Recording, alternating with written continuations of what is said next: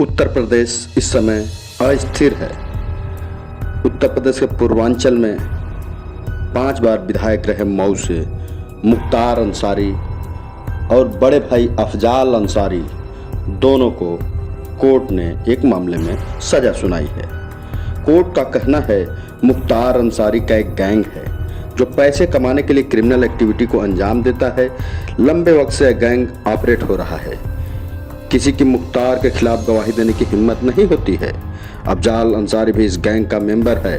वह आपराधिक कार्य करने वालों को संरक्षण देता है, इसलिए इन दोनों को समाज विरोधी क्रियाकलापों का दोषी माना जाता है। यह मैं नहीं, यह तल्लक टिप्पणी गाजीपुर एमपी एमएलए कोर्ट ने शनिवार को अंसारी ब्रदर्स को सजा सुनाते हुए लिखी। कोर्ट ने पूर्वांचल के बाहुबली मुख्तार अंसारी को गैंगस्टर एक्ट में दोषी मानते हुए 10 वर्ष की सजा और 5 लाख का जुर्माना लगाया, जबकि बड़े भाई और बसपा सांसद अफजाल अंसारी को 4 वर्ष की सजा और 1 लाख रुपए का जुर्माना लगाया। अंसारी भाइयों पर गैंगस्टर एक्ट का मामला 2007 में कृष्णानंद राय की हत्या के 2 साल बाद दर्ज हुआ था। केस में राय की हत्या के बाद हुई अग्रणी और कारोबारी नंद किशोर रुंगटा की अपहरण हत्या को आधार बनाया गया था। कृष्णानंद राय की हत्या मामले में कोर्ट अंसारी भाइयों को बरी कर चुका है, लेकिन गैंगस्टर एक्ट का यह मामला इसी से जुड़ा है। 23 सितंबर 2022 को दोनों भाई पर गैंगस्टर एक्ट के तहत आरोप तय हुए थे। मामले में 15 अप्रैल को फैसला आना था। हालांकि जज के छुट्टी पर जाने से सुनवाई टल गई थी। चलिए आपको कोर्ट में क्या क्या हुआ उसे सिलसिलावार तरीके से बताते हैं। गाजीपुर कोर्ट में बांदा जेल में बंद मुख्तार अंसारी की वीडियो कॉन्फ्रेंसिंग के जरिए पेशी हुई। मुख्तार के खिलाफ 10 लोगों ने गवाही दी।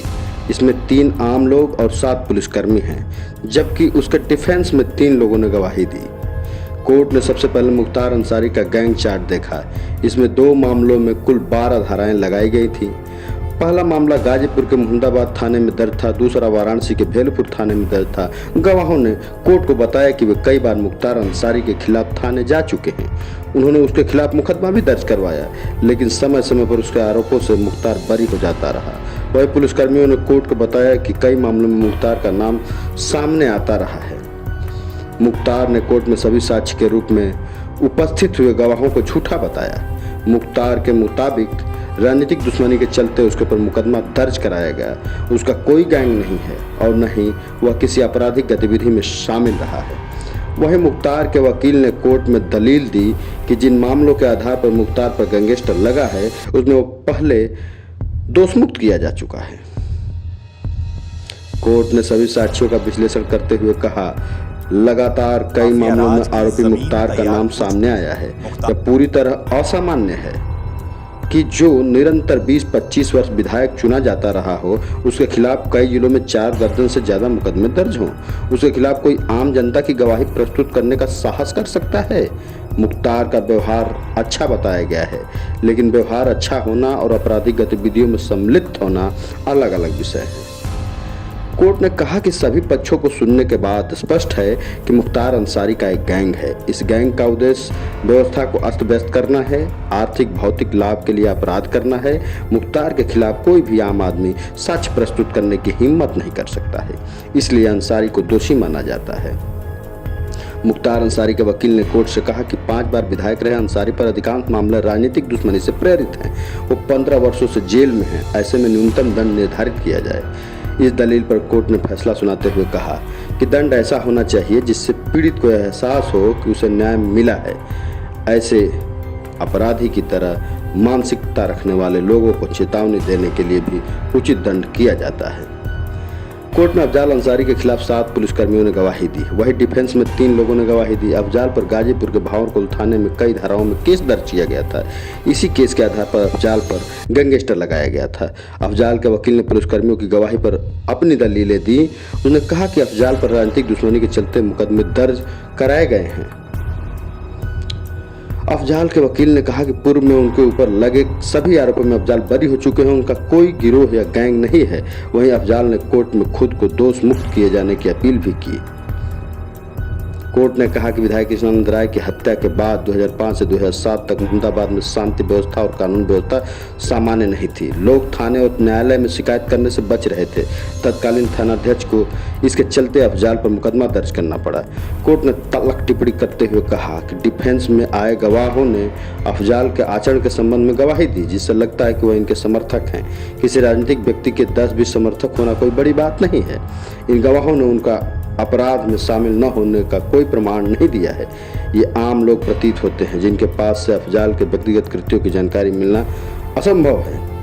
अफजाल के वकील ने कोर्ट से अपील करते हुए कहा कि अफजाल 2 बार सांसद और कई बार विधायक रहे हैं। उनकी आयु 70 वर्ष के करीब है। उन्हें न्यूनतम से न्यूनतम दंड दिया जाए।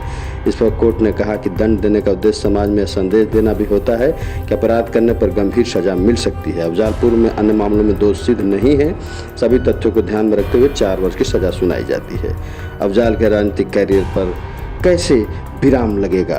1985 में पूर्वांचल की राजनीति में सक्रिय रहे अफजाल अंसारी के राजनीतिक कैरियर पर अब विराम लग सकता है। सजा का ऐलान होते ही अब उनकी लोकसभा सदस्यता रद्द हो जाएगी। लोकसभा अध्यक्ष ओम बिरला इस संबंध में आदेश जारी करते हुए अग्रिम कार्रवाई करेंगे। सदस्यता जाने के बाद 6 वर्षों तक वह चुनाव नहीं लड़ सकेंगे। मुख्तार अंसारी के धमकी देने का तरीका बाकी माफियाओं से एकदम अलग है। अमिताभ यस बताते हैं कि जब वह जेल में होता है तो जेल में कर्मचारियों से कहता है कि आपकी बीवी फलां स्कूल में पढ़ाती है, बहुत अच्छा स्कूल है। बेटा देहरादून में पढ़ता है, आपकी बेटी लखनऊ के इस स्कूल में 8वीं में पढ़ती है, कहिए तो अच्छे स्कूल में करवा दूं। ये बात लोगों के लिए जरूरी नॉर्मल है, लेकिन जो व्यक्ति सुरक्षा में लगा है उसका तो हलक सूख जाता होगा। इसलिए वह मुख्तार जो कहता है वही करने लगता है। मुख्तार ने इन जानकारियों के लिए बहुत सारे लोगों को लगा रखा है। इस वक्त न सिर्फ बाहुबलियों माफियाओं के दिन बुरे चल रहे हैं, बल्कि उनकी पत्नियों के दिन भी अच्छे नहीं हैं। अतीक की पत्नी साजिदा के बाद अब पुलिस मुख्तार अंसारी की पत्नी असफा की तलाश में भी लगातार छापेमारी कर रही है। 1 साल से लापता असफा का पता बताने वाले को अब 50,000 रुपये इनाम में मिलेंगे। ये एक कोर्ट हिस्ट्री और कोर्ट से सजा मिलने वाले लोगों की फहरिस्त में नाम जुड़ गए। फिर मिलेंगे किसी नई हिस्ट्री के साथ। धन्यवाद।